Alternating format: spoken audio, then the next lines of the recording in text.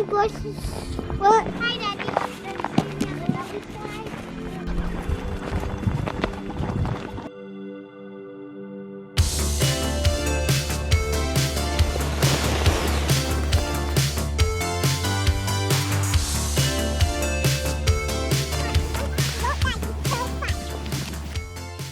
It's about 20 degrees out, maybe in the teens, and we're gonna do quick morning chores, which on a morning like this, it means breaking ice, carrying water, hay for the cows, the goats, and the pigs, and feed for everyone, of course.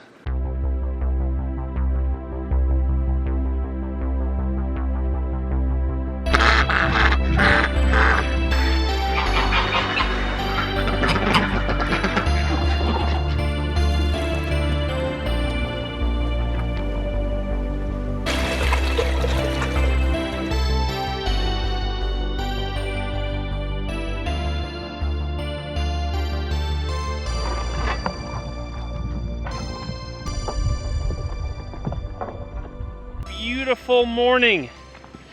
We're trying something different. We're trying to do chores before breakfast now so that Bree has a minute to fix breakfast.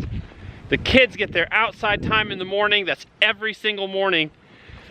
We're just doing it before breakfast.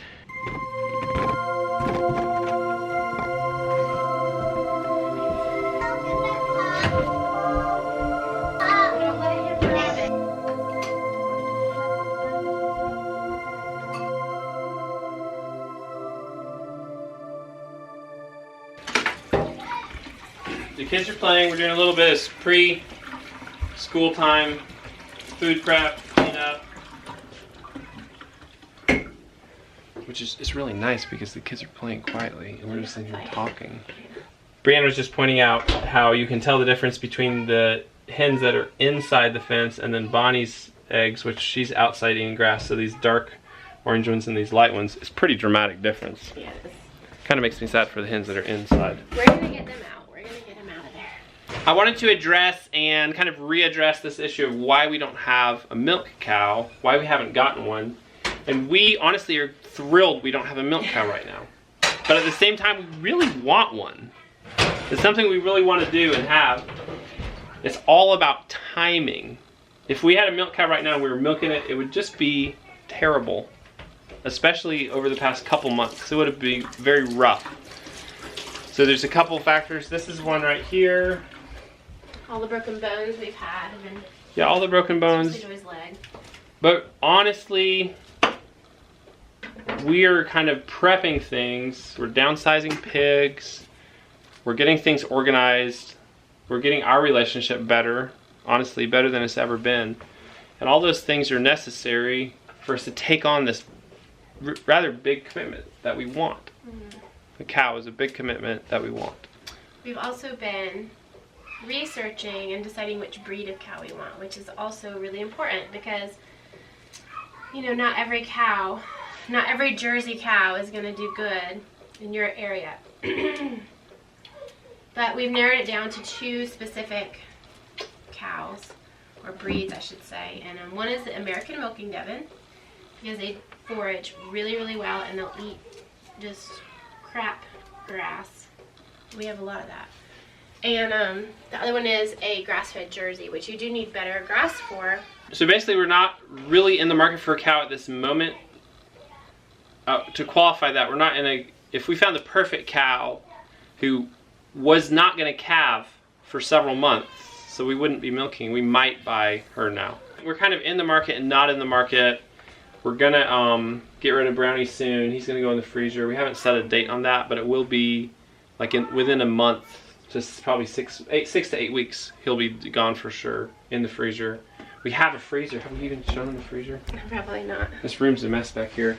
But this is we traded a pig for this really nice upright Whirlpool freezer that's gonna go in that room, which will be awesome. That was a trade for a live pig, basically.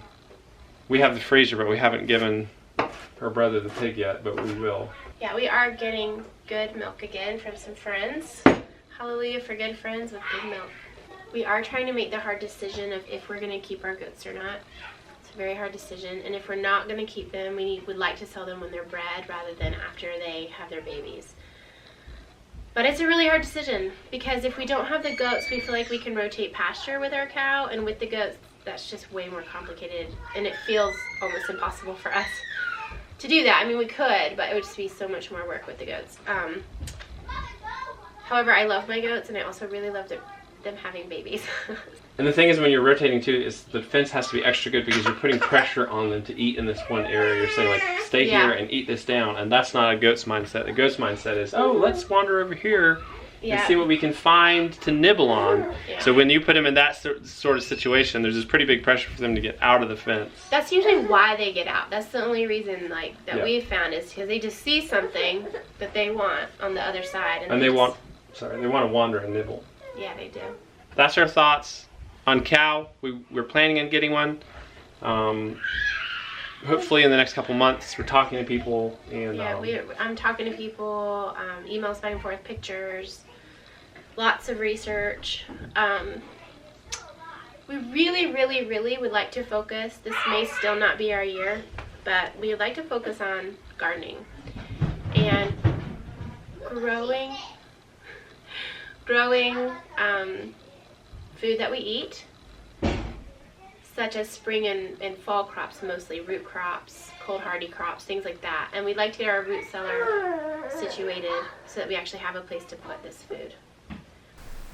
So how do you feel about our goals that we've been discussing? We don't have a complete clear plan yet, but we have a lot of ideas of which directions we want to go. It's as clear and as realistic as it's ever been, though. For sure. Because what we're saying is, we kind of see some, I don't know if it's mistakes, but we see directions that we've gone that we don't want to go. One of those is breeder pigs. You'll see more about that in tomorrow's video, which we also filmed today. But we are way downsizing on pigs. We're gonna just have a lot less pig-focused farm. They just take a lot of time and food and money, and to raise them the way we want to, it quadruples the amount of time we need to spend on them. So freeing up that time and those finances will help us focus on our root cellar, our garden, possibly a milk cow. You know, we're still not sure yet which direction we're going with the goats or the milk cow, but we have been doing tons of research, and yeah, we just haven't completely decided yet about that.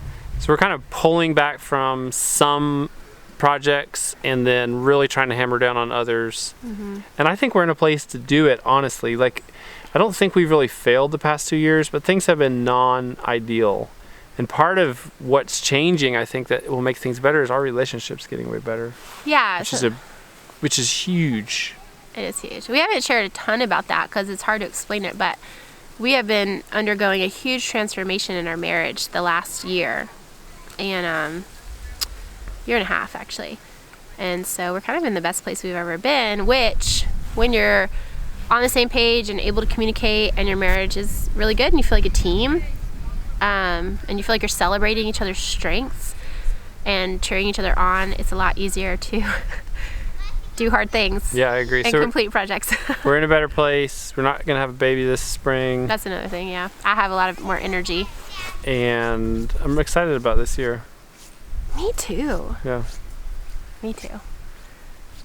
So that's a quick overview of our goals. Obviously there's specifics in each category we could get into, but we just wanted to give a quick update about what are we even doing out here and where are we going and what is our focus.